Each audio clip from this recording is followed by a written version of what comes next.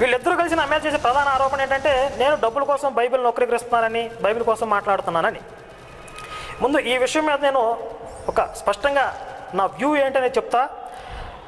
ప్రతిసారి చెప్పనిక చెవులు జాగ్రత్తగా దగ్గర పెట్టుకుని, ఒళ్ళు దగ్గర పెట్టుకుని వినండి.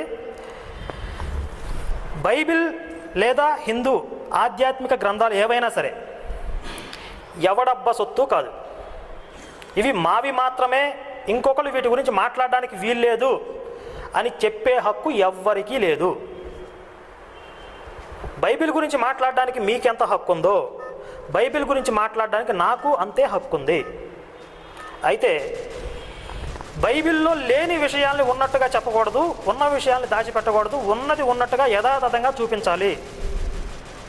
అదే నేను చేస్తున్నా. బైబిల్లో ఉన్న విషయాలను ఉన్నట్టుగా చెప్తున్నా.